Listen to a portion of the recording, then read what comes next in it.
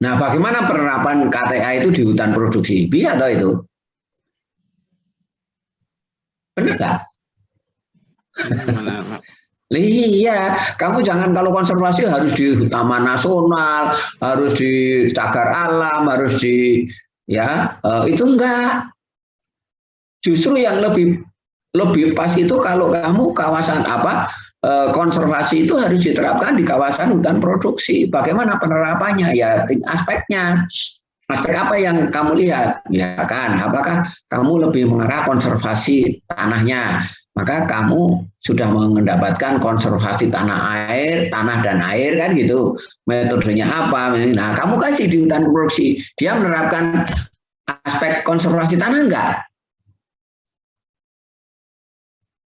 Iya toh?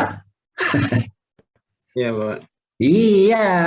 Terus nanti satwa liar. Bagaimana pola konservasi satwa liar di hutan produksi? Bisa saja.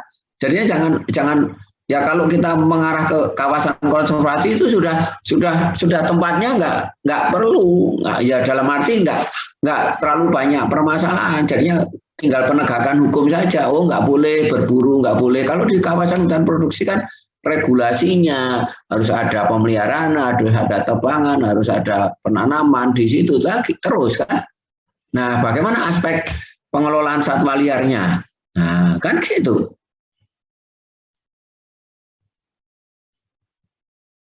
Ya, jadi jangan keliru kalau wah saya konservasi harus di kawasan enggak. Ya, bahkan kamu di kawasan apa pemukiman saja bisa melakukan kajian tentang konservasi. Konservasi apa? Konservasi satwa, konservasi ya itu bisa.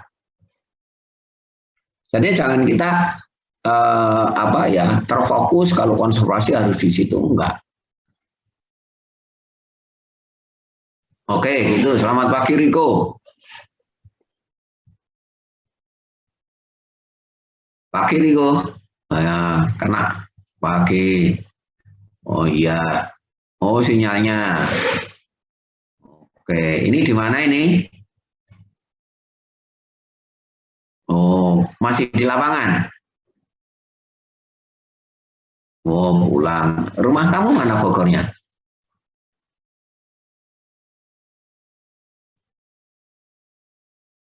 Oh, arah Parung. Ya. Oh, gitu. Ya, oke. Oh, iya kabupaten. Oke. Oke, ini kita maaf tadi membahas ya tentang persiapan PK. Ya. Supaya kita itu pandangannya jangan keliru, jangan terlalu sempit gitu ya. Jadi kalau hutan itu ya itu harus kita memandang itu komprehensif ya. Supaya ya aspek konservasi, aspek manajemen, aspek pengolahan, pemanenan hasil dan yang lainnya itu ya ya bisa secara menyeluruh di suatu kawasan. Cuma kan ada rambu-rambunya ya. Rambu-rambunya apa itu yang harus kita taati ya. Cuma kan kita melihat ya di kawasan hutan produksi itu proporsi terbesarnya atau prioritas utamanya itu untuk menghasilkan memproduksi hasil hutan itu kawasan produksi. Kawasan konservasi itu prioritasnya itu adalah untuk pengawetan perlindungan ya sumber daya hutan. Jadi ada dua di situ ya. Jadi kelompok di situ. Nah sekarang itu kan akan melihat di situ. Nah apakah di kawasan konservasi tidak bisa dimanfaatkan? Bisa dimanfaatkan. Tapi manfaat apa yang bisa kita ambil di dalam kawasan konservasi itu tidak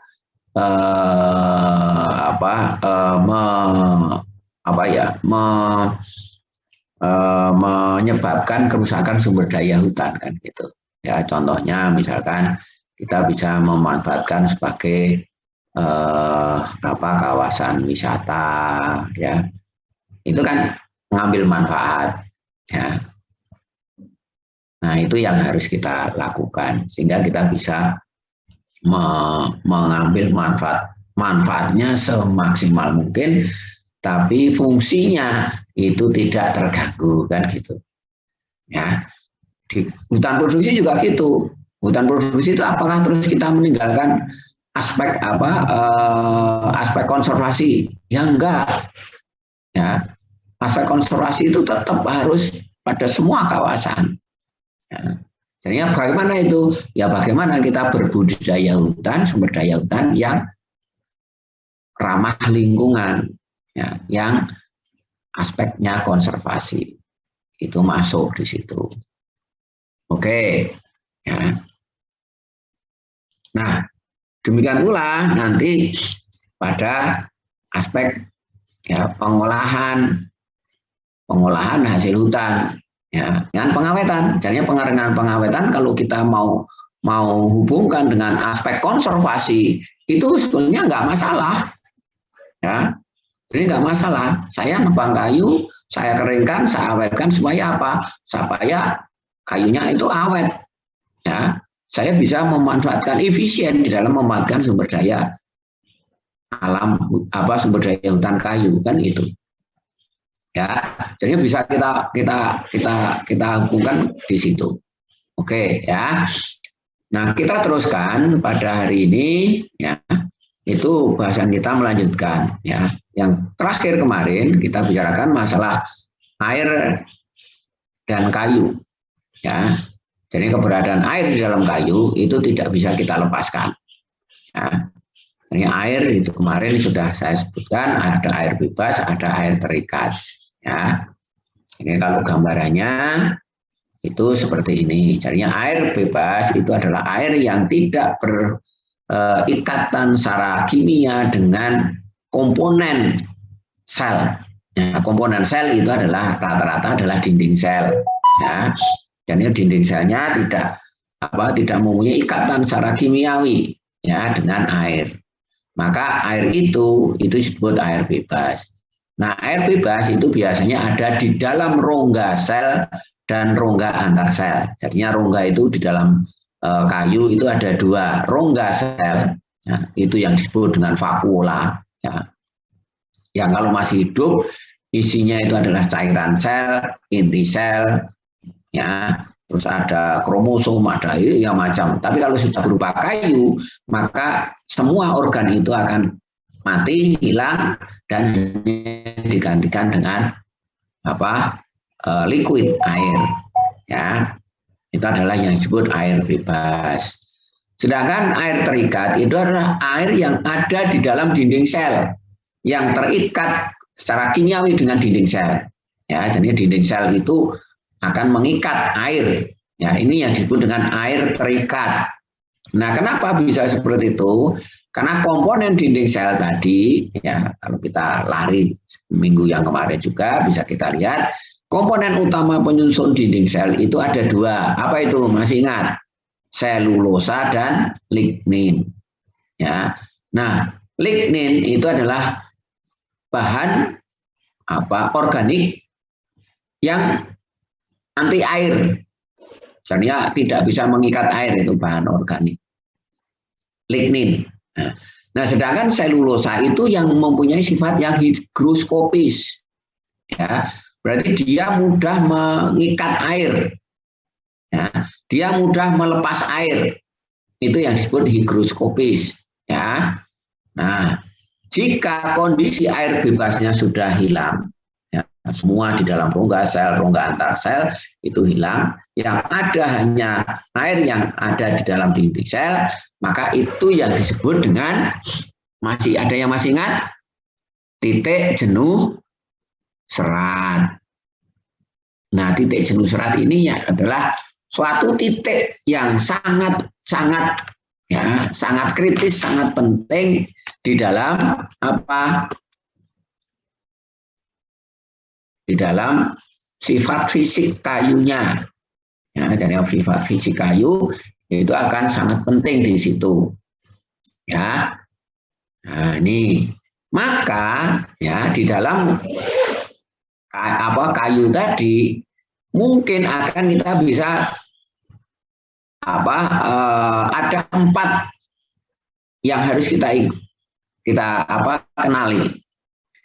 Yang pertama itu adalah kondisi pada saat kayu itu begitu ditebang, ya. Jadi orang menyebutkan adalah kayu segar atau yang disebut dengan fresh cut. Ini pohon yang hidup terus ditebang, maka itu ya disitulah yang disebut kayu segar, ya. Nah, kayu segar itu seperti apa? Ya rata-rata semua komponen di dalam kayu itu masih mengandung air secara maksimal, ya. Secara fisiologis itu ada di situ. Itu kayu segar. Yang kedua itu adalah di mana kalau kayu bebas air bebasnya sudah hilang, yang tinggal adalah hanya air terikat saja, maka di situ yang disebut dengan titik jenuh serat. Ya, nah biasanya titik jenuh serat itu, ya, itu secara teoritis bisa dihitung, ya, dengan apa? Dengan pendekatan, ya, kalau selulosa itu kan C6H12O6, ya. Maka di situ akan ada ikatan OH-, ya, OH- itu nanti yang akan mengikat air. Nah ini kalau kita hitung dalam satu C6H12O6, maka dia akan mengikat berapa molekul air. Nah itu berat molekulnya dihitung. Maka di situ ketemu titik jenuh seratnya itu berdasarkan hitungan secara teoritis itu adalah sekitar 33%, ya, titik jenuh serat. Ya, itu hampir semuanya sama. Tetapi kenyataan di lapangan maka titik jenuh serat itu tidak mesti 33. Biasanya adalah lebih rendah. Kenapa lebih rendah? Karena ada sebagian, ya, itu airnya digantikan oleh zat lain, ya, oleh bahan lain. Nah, bahan lain ini yang disebut dengan ekstraktif. Ya, jadi ekstraktif itu adalah bahan di luar dinding sel yang ada di dalam sel. Ya, itu bisa mineral, bisa bahan organik. Ya, itu tergantung jenisnya, jenis pohon masing-masing berbeda. Contohnya jati itu di dalam selnya itu akan ada endapan kapur, berarti itu mineral, ya. Dan ada juga ekstraktif yang disebut dengan tektokuinon, ya. Nah, ini yang ada di dalam jati, ya. Kalau di dalam kayu sonokleng ada namanya, karena sonokleng itu dalbergia, ya, maka di situ ada dalberkuinon, ya, karena sebagian besar untuk jenis-jenis itu flavonoidnya itu adalah kuinon. Nah, kuinon ini yang menggantikan air sehingga titik jenuh seratnya tidak 33 tapi di bawah, karena ada sebagian yang harusnya diikat air tapi diikat yang lain. Nah, itu adalah di situ. Sehingga titik jenuh serat kayu, masing-masing kayu itu berbeda. Nah, ini mempunyai dampak positif. Karena apa? Karena mengurangi perubahan. Kalau kuinon itu kan nggak bisa mempunyai sifat yang volatil, sifat yang mudah menguap. Ya, karena dia tetap akan ada eksis di situ. Mineral juga, kapur itu tidak bisa menguap. Nah, maka ini mempunyai dampak positif. Dampak seperti ini apa? Menurunkan titik jenuh serat tadi. Dan ya titik jenuh seratnya ada 33, maka dia bisa lebih rendah. Bisa ada yang 29, ada yang 20, ada yang 19, ada yang, ya, tapi di bawah 33. Nah, kenapa seperti itu? Nanti kita bicarakan, ya. Itu adalah titik jenuh serat. Yang ketiga adalah kondisi air kesetimbangan. Ya. Karena kayu tadi mempunyai higroskopis, sifat higroskopis, mudah menyerap dan melepaskan air, maka kayu itu akan selalu menuju kepada kadar air kesetimbangan. Dengan mana? Dengan lingkungan. Ya, kalau lingkungannya itu kering, maka kadar air kayu itu akan turun sampai pada kadar air keseimbangan dengan lingkungan. Ya, jadi tekanan uapnya antara kayu dengan lingkungan sama, ya, di situ. Nah, ini kadar air kesetimbangan. Nah, secara global kadar air kesetimbangan ini, ya, ini orang mengatakan di daerah tropis itu kadar air seimbangnya ya lebih tinggi dibandingkan dengan subtropis. Ya, di daerah dingin. Ya, ini kadar air. Kenapa? Karena kelembapan di daerah tropika itu tinggi. Sedangkan kelembapan ya, relatif di daerah subtropis itu relatif lebih rendah. Ya, maka kalau kita melihat secara global, ya di daerah tropis itu kadar air keseimbangannya itu antara sekitar ya 12% ya. Nah, jadi meningkatnya ada di situ kisarannya bukan 12% pasti, tapi sekitarnya di situ. Sedangkan di daerah subtropis itu kadar air keseimbangannya malah di bawah 10. Ya, di situ. Maka ini bisa digunakan definisi pengeringan yang pada awal kan sudah Bapak sebutkan. Ya, menurunkan kadar air kayu sampai kepada kondisi kesetimbangan. Nah, sekarang permasalahannya, kalau saya mau menjual kayu, produk kayu saya itu ke negara tropis, maka tujuan pengeringan kita itu yang 15 atau yang 12 tadi atau yang di bawah 10. Di bawah 10. Karena tujuan produk kita itu akan digunakan di daerah subtropis. Misalkan kita ekspor ke Jepang, ke Korea, ya, ke Cina, ke Eropa, ya, ke Amerika Serikat. Itu adalah daerah-daerah subtropis. Yang di sana kadar air keseimbangan kayunya itu antara 8 sampai 10. Maka kalau produk kita ya mau kita jual di sana, kayunya harus mencapai kadar air keseimbangan di situ. Supaya apa? Supaya nanti di lokasi itu tidak terjadi perubahan. Ya. Itu adalah di situ. Ya. Baru yang keempat itu adalah kadar air kering tanur. Ya, jadi kadar air di mana kayu itu sudah tidak mengandung air secara teoritis. Ya. Itu adalah di situ. Ada yang ditanyakan sampai di sini? Belum, Pak. Oh, belum. Nah, Riko nggak tanya? Nah, sekarang kita lihat. Ya. Nah, ini. Nah, pengukuran kadar air. Ya, jadi kadar air. Ini juga kemarin sudah saya sampaikan. Di kayu itu berbeda dengan di yang lain. Nah, di kayu itu pengukuran kadar airnya berdasarkan berat kering tanur, bukan berat basah. Ya, ini kalau Anda mengatakan, ya kita mengatakan bahwa kadar air keseimbangannya 10%, maka itu berdasarkan berat kering tanur.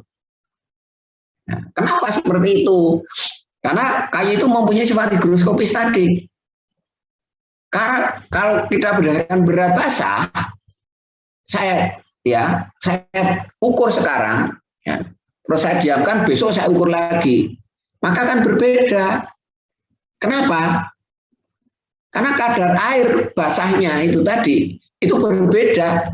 Sekarang musim kemarau ini pas kering-keringnya, maka kadar air itu yang paling rendah kondisinya, kadar kesetimbangannya yang paling rendah. Tapi begitu sudah masuk musim hujan, kelembapan lingkungannya naik. Nah, kalau kelembapan lingkungannya naik, maka kayu itu akan menyerap air. Sehingga apa kalau kita timbang ya kadar air basahnya pada saat musim kering sama musim basah itu berbeda. Karena berat basahnya berbeda awalnya.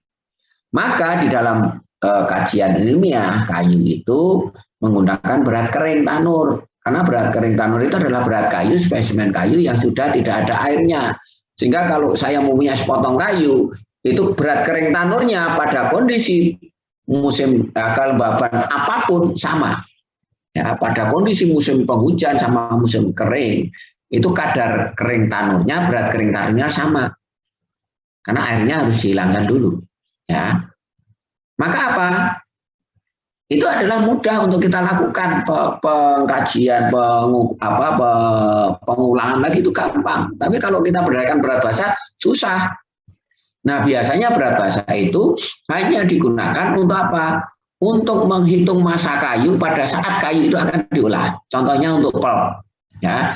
Jadi pulp itu sebelum mau diolah, ya, maka diukur dulu kadar airnya.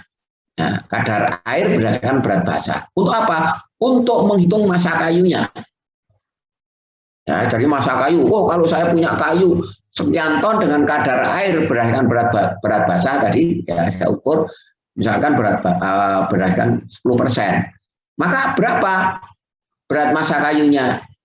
Ya berat massa kayunya adalah 90% dari beratnya. Berarti kalau saya punya 1 ton, ya berat chip tadi atau kayu tadi, maka massa kayunya hanya sekitar 900 kilo. Ya. Nah, apa kaitannya dengan pulp tadi? Kaitannya adalah dengan proses pengolahan. Ya. Oh, saya harus menggunakan bahan penolong, bahan untuk pemasak itu harus berdasarkan jumlah kayunya. Nah, kalau jumlah massa kayunya kan bisa kita lihat di situ. Tapi itu hanya bisa pada saat akan digunakan diolah. Ya. Itu adalah di situ. Oke, ya. Nah, di dalam pengeringan kayu biasanya pengukuran kadar air kayu itu berdasarkan berat kering tanur. Nah, sampai di sini ada yang ditanyakan? Sudah jelas? Kalau nanti saya tanyakan di UTS, sudah paham? Nah, yang penting bagi kita kan pemahaman itu. Nah, maka Bapak tidak pernah, ya jarang itu menggunakan definisi. Ya, definisi itu fleksibel kalau menurut Bapak. Ya, tapi yang penting pemahamannya itu yang harus kita pahami. Oke, ada. Nah, sekarang kita lihat. Kalau ada 4 kondisi tadi, ya 4 kondisi tadi, terus Bapak buat semacam apa ya diagram garis, ya. Jadi saya buat diagram garis. Apa ini? Kayu basah sama kayu kering. Ya. Jadi kondisi di sini itu yang disebut dengan fresh cut, ya kayu maksimal, di mana semua ya rongga sel, rongga antar sel dan dinding sel itu jenuh dengan air. Ya semuanya terisi air. Maka saya sebutkan di sini adalah kadar air maksimal atau fresh cut atau kondisi basah. Ya, jadi kondisinya di sini, di kiri ini. Yang kedua adalah titik jenuh serat. Apa ini? Di mana kayu itu tadi air bebasnya sudah keluar, yang ada tinggal air di dalam dinding sel. Maka di sini kondisi ini yang disebut dengan titik jenuh serat. Oke. Yang ketiga itu adalah kadar kering. Atau kadar di mana kayu itu sudah tidak ada airnya lagi. Oke. Ada yang kurang dimengerti di sini. Nah, sekarang yang keempat di mana itu? Yang kadar air kesetimbangan. Ini maka Bapak sengaja ini kalau nanti bisa. Ya.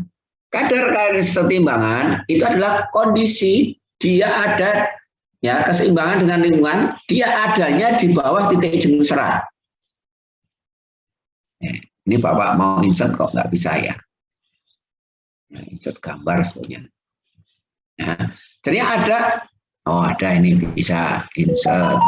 Bentar. Supaya jelas saja. Agak lama ini. Ya. Ada keberadaannya di sekitar di sini. Ya.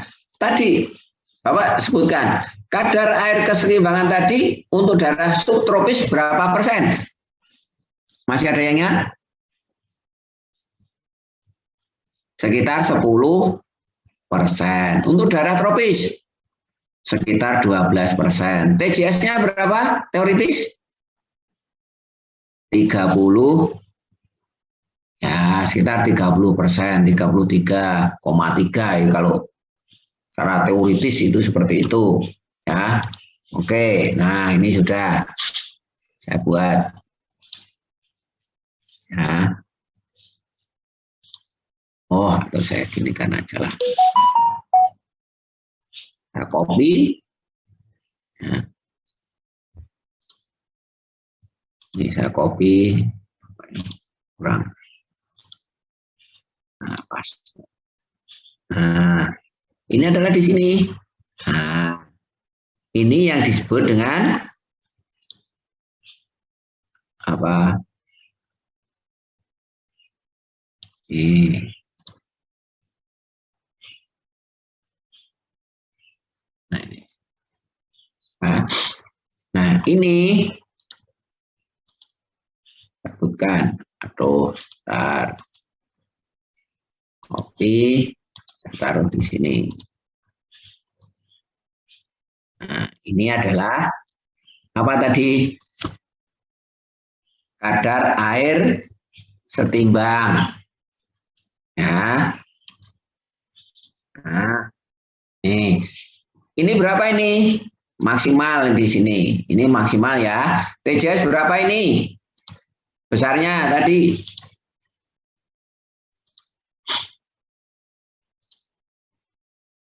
Nah, saya sebutkan di sini.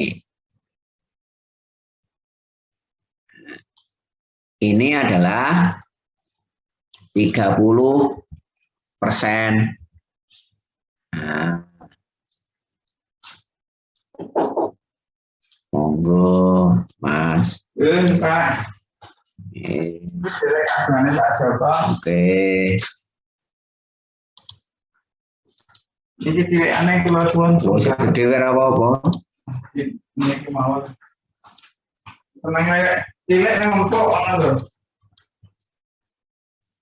Ini berapa kira-kira? Oke lah Bapak, lihat ini tulis 15%. Nah, terus yang ini berapa ini? Ini yang kadar air kering. Ini sama dengan 0%. Saya sebutkan di situ. Ya, oke. Ya, berarti titik jenuh serat tadi, pokok titik jenuh serat tadi itu kondisinya adalah di sini 30%. Ya, kasnya sekitar 15% atau 12% atau 8%.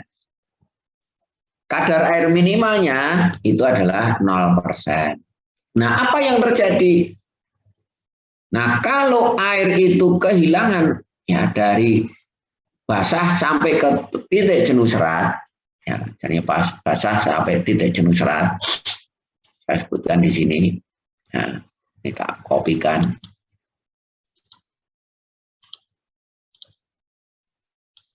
Ya.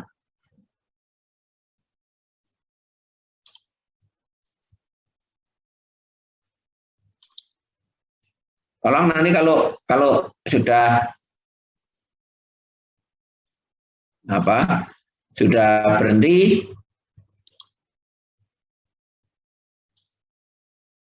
nah, sampai titik jenuh serat ini saya sebutkan Bapak sampai di sini. Ya. Jadi mulai dari 0 ya, sampai ke TJS, ya titik jenuh serat di sini, perubahan kadar air, ya, maka ya kondisi fisik kayu itu tidak berubah atau dimensinya akan tetap. Ya, dimensinya tetap tidak berubah. Tetapi jika di bawah TJS, ya di sini, Pak, kan di sini. Nah, mulai dari TJS di sini sampai dengan 0, ya, kalau kayu itu melepaskan air, maka akan diikuti oleh apa? Oleh penyusutan. Ya, jadi oleh penyusutan. Penyusutan apa? Dimensi. Jadi dimensinya akan berubah. Nah, dimensi berubah itu secara teoritis itu akan dimulai di bawah titik jenuh serat. Ya. sampai kapan? Sampai nol, sampai dia airnya hilang. Ya. Maka kalau kita melihat pengeringan tadi, ya pengeringan yang akan kita lakukan, itu sebenarnya ruang kerjanya secara teoritis di mana? Ya TJS sampai dengan kas. Karena kalau kita mengeringkan itu enggak pernah sampai kering tanur. Hanya sampai pada kondisi kadar air kesetimbangan. Ya, sampai kas saja. Nah, ruang kerja kita sebenarnya pengeringan itu hanya sampai di situ. Ya. Jadi ruang kerja kita TJS sampai kas. Air kesetimbangan. Tetapi permasalahannya pada masa itu adalah rawan terjadinya perubahan dimensi. Ya, dan dimensi akan berubah. Nah, itu adalah di situ. Esensinya di sini ada yang bisa belum dimengerti, ada yang ditanyakan. Ya, jadi ruang kerja kita di pengeringan kayu sebenarnya hanya di situ.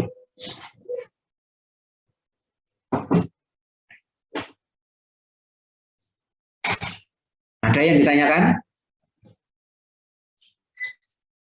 Halo, Stefanus. Belum ada, Bu. Belum ada, Pak. Oh, belum ada. Oke, ya. Nah, berarti di situ ruang kerja kita itu. Nah, tetapi ya, ini kan teoritis. Secara faktual di lapangan itu tidak bisa mengatakan bahwa air bebasnya hilang dulu, setelah itu baru air terikat. Itu di lapangan nggak bisa. Jadi antara air bebas dengan air terikat itu akan selalu bersamaan hilang. Ya, jadi di bagian luar itu sudah di bawah titik jenuh serat, tapi di bagian dalam itu belum terjadi, itu masih basah. Ya, nah permasalahannya adalah di situ.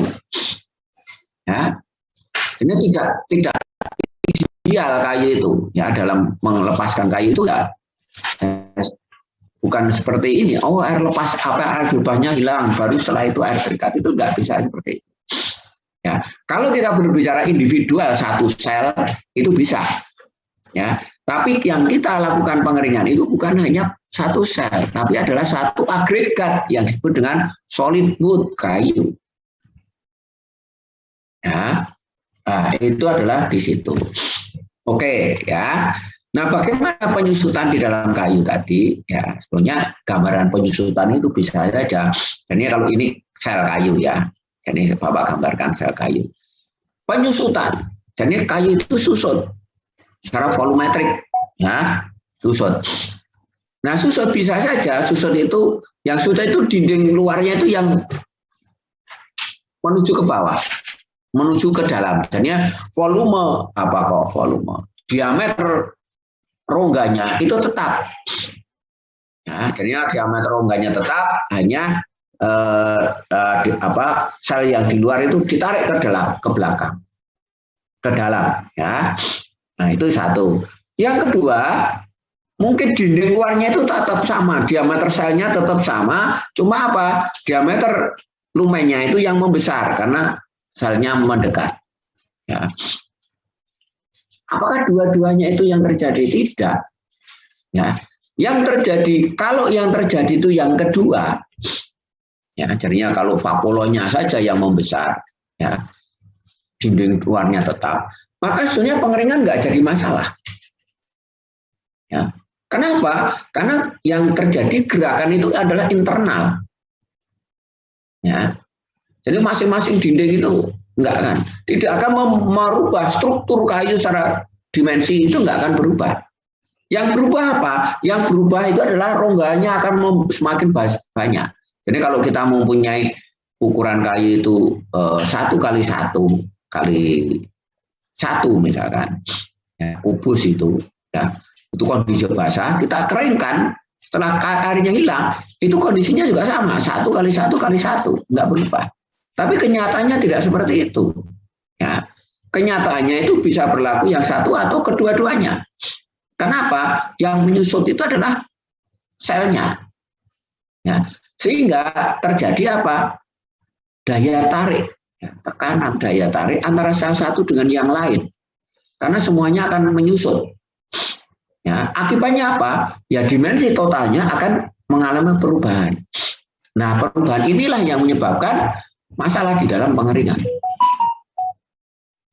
Ya, penyusunan itulah yang menjadi pengeringan. Buktinya apa? Ini gambarannya. Ya, jadi kalau kayu itu, ya saya buat ya papan di sini. Ya, maka susunnya akan seperti ini. Ya, kalau saya buat seperti ini di sini, maka susunnya akan seperti ini. Kenapa bisa seperti itu? Karena kayu itu mempunyai sifat yang anisotropis. Ya, kayu itu mempunyai ketiga arah itu berbeda sifatnya, terutama adalah sifat penyusutan dan pengembangan. Ya, nah ini aplikasinya apa di lapangan? Misalkan, ya ini sederhana. Ya, Jepang itu membutuhkan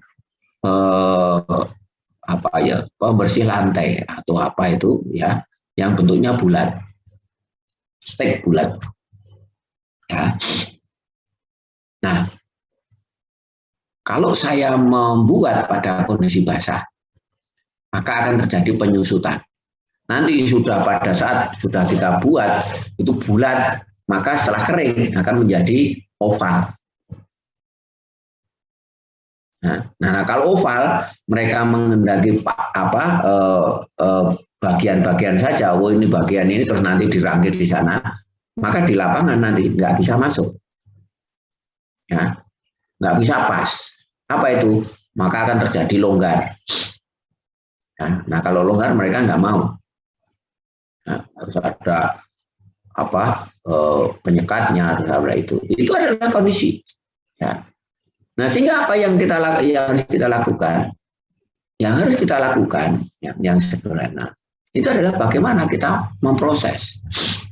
Nah, di Indonesia biasanya prosesnya adalah kayu basah, bukan kayu kering.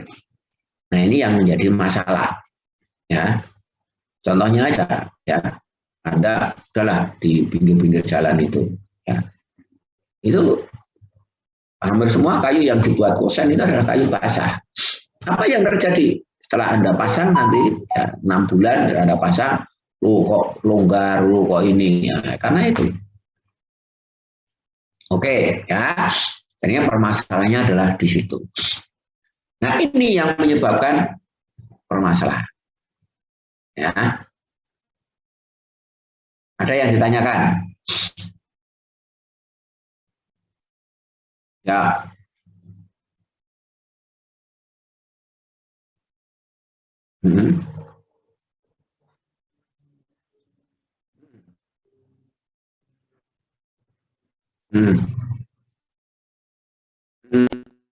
Ini ada kayu-kayu yang mempunyai rongga yang besar itu berat. Kadar airnya bisa lebih dari 100%.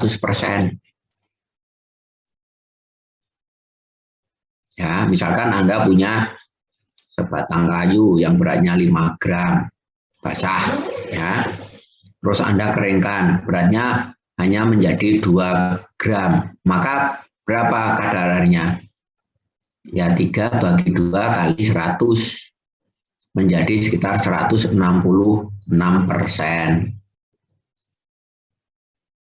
Ya, ingat itu.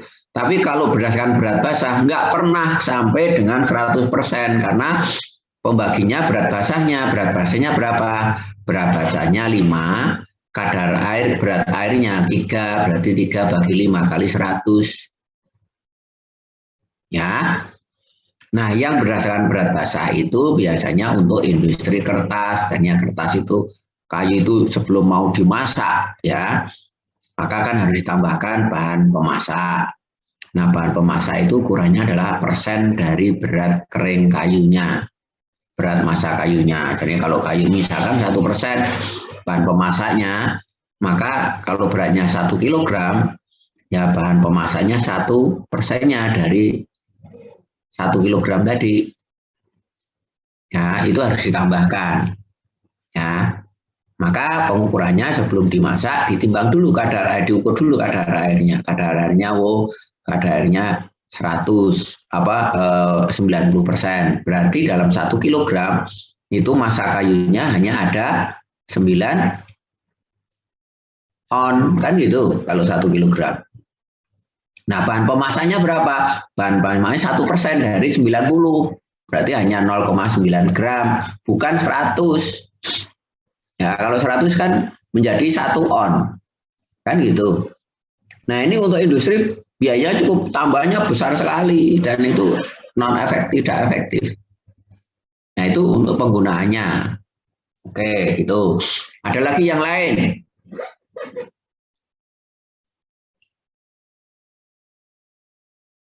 Sumario ini ada di mana ini ya?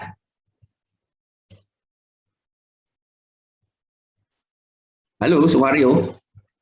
Geraldus, Sumario. Oh ya maaf Pak, ini jaringannya agak ini Pak. Oh, di mana kamu?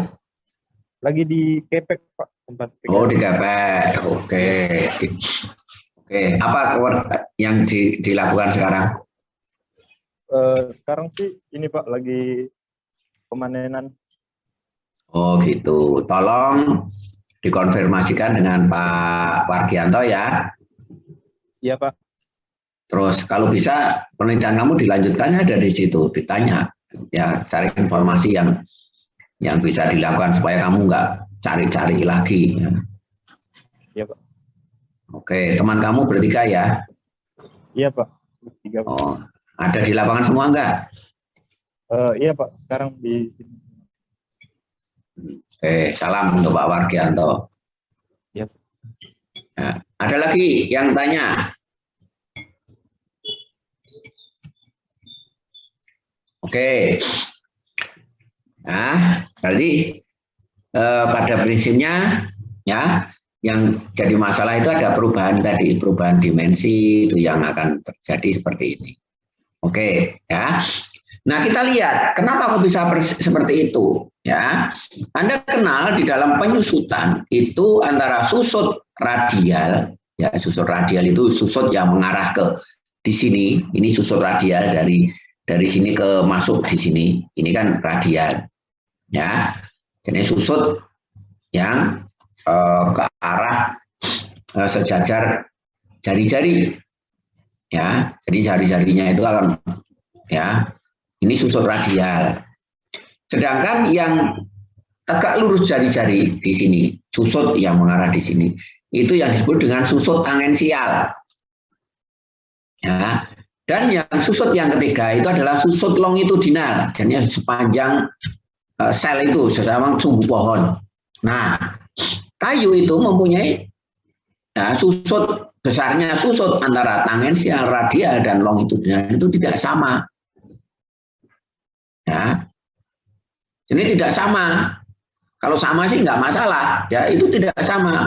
Jadi susut tangensial, ya, susut yang sejajar dengan apa tegak lurus jari-jari, ini mempunyai susut yang paling besar. Ya, di dalam kayu itu susut tangensial itu paling besar. Yang kedua adalah susut radial.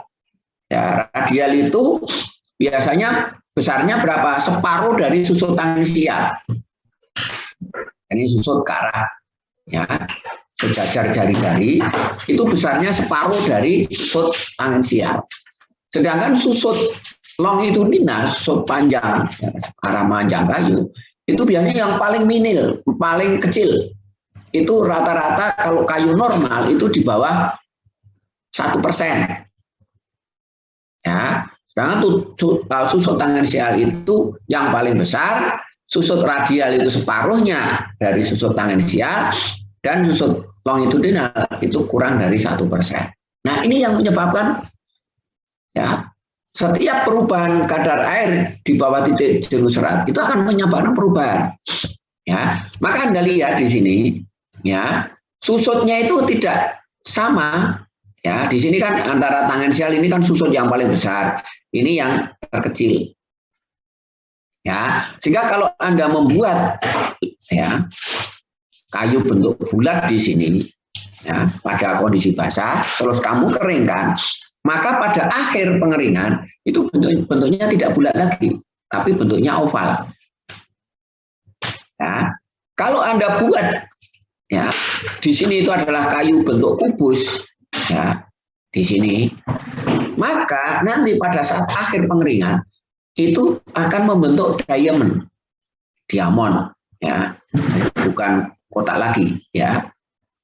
Kenapa itu? Karena susutnya tadi yang berbeda tadi. Ya, kalau Anda membuat di sini, maka kalau Anda tidak hati-hati akan menjadi susutnya antara sisi dalam dan sisi luar itu mempunyai panjang yang berbeda. Ya, yang nanti akan menyebutkan di sini adalah cacat mangkok. Ya. Nah, itulah sebagai akibat dari kayu itu yang mempunyai anisotropis tadi. Ya, jadi susutnya yang berbeda. Nah, perbedaan susut TR dan L tadi, ya, maka ada ukuran. Ukuran apa? Stabilitas dimensi kayu. Ya, jadi perubahan dikatakan apa? Perubahan dimensi kayu dikatakan stabil itu jika apa? TR rasio sama dengan 1. Jadi antara perubahan tangensial dan radial itu sama. Itu kayu itu mengatakan stabil. Nah, normalnya kayu itu ya TR rasionya itu dari 1 sampai 2. Kenapa kok sampai 2? Karena susut tangensialnya 2 kali lipat dari susut radialnya. Ya, T itu 2 kali R. Ya, maka kayu itu normal kalau TR rasionya itu 1 sampai 2. Nah, kalau orang mengatakan stabil itu ya tidak ada perubahan kan gitu. Sampai di sini ada yang ditanyakan. Ini kaitannya, karena nanti penting. Ya, di dalam pengeringan itu cacat yang akan terjadi itu ya akan seperti itu. Oke. Ya. Enggak ada? Ya, saya senangnya kuliah di Intan itu gitu loh, enggak ada yang tanya. Kalau ada yang tanya kan, ya kalau pertanyaan nanti susah, wah enggak. Ya. Tapi kan itu kepentingan bersama kita. Oke, ya. Nah, 1. Jadi permasalahannya, ya, di bawah TJS tadi, ya, kan keringan kan di situ, maka akan diikuti oleh perubahan dimensi. Nah, perubahan dimensinya adalah seperti ini. Itulah apa? Adanya gaya yang bekerja di dalam kayu. Ya, jadi kayu itu sel-sel itu akan saling, kalau kehilangan itu kan akan saling menyusut. Ya, maka di situ akan ada gaya. Ya, kalau kayu itu nambah air, maka dia akan mengembang. Nah, gaya kembang susut inilah yang terjadi selama proses pengeringan. Ya, orang mengatakan gaya reaksi dan aksi. Ya. Nah, itu adalah di situ. Nah, permasalahannya ya dalam pengeringan kayu itu kan kita bukan sel yang kita keringkan, tapi adalah agregat kayu. Ya, ukurannya kecil, Anda bisa melihat. Ya, ukurannya itu adalah mili. Nah, jadi diameter itu mili, panjang mili.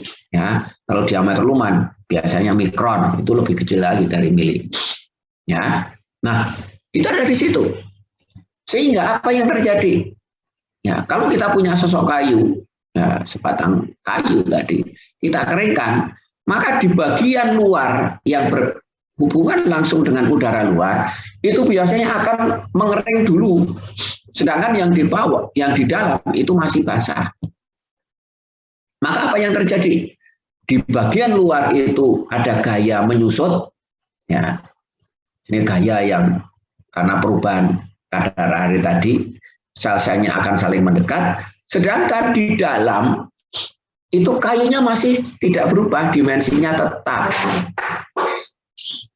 Ya, dimensinya tetap. Maka di bagian dalam tadi ada gaya yang mengarah ke dalam, sedangkan di luar itu ada di luar itu gaya saling mendekat, sedangkan di dalam itu masih mempertahankan.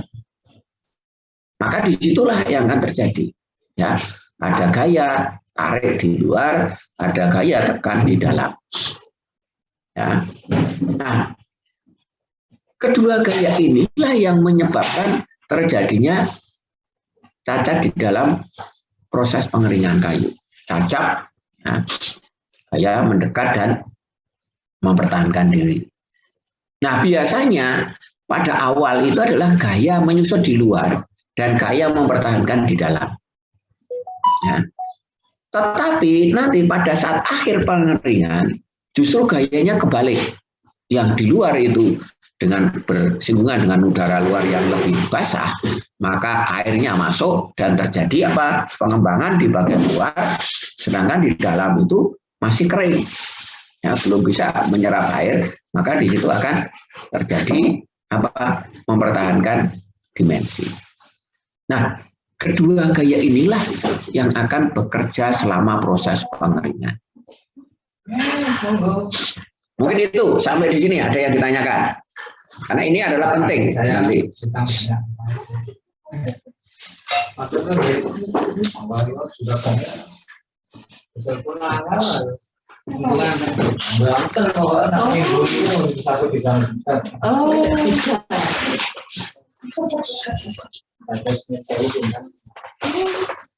Iya, Pak.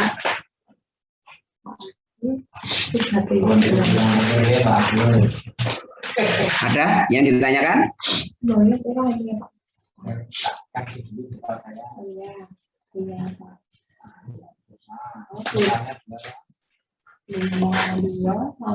Oke, nggak ada?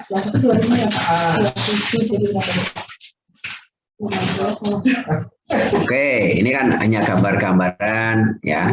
Nanti bisa kita jelaskan kenapa kok T-nya itu lebih besar dari R ya, karena dinding T-nya itu biasanya di dalam kayu itu lebih tebal, sedangkan dinding R-nya itu adalah lebih tipis. Ya, kenapa T-nya itu besar? Ya, karena susut T-nya itu besar karena apa? Itu dinding selnya tebal. Ya. Terus kenapa L-nya itu rendah? Karena susut L itu hanya dipengaruhi oleh arah sudut sel, yang sudutnya itu normal itu hanya sekitar 10%. Ya, berarti sudutnya itu kecil. Oke, gitu ya. Udah, saya tahu. Terima kasih. Ya, nggak ada yang tanya? Kalau nggak ada yang tanya, ada? Kalau tidak ada, saya akhiri sampai di sini. Terima kasih. Sampai ketemu minggu depan. Ya, semoga kita berhasil. Oke, terima kasih. Ya, ya. Assalamualaikum warahmatullahi wabarakatuh. Waalaikumsalam. Ya.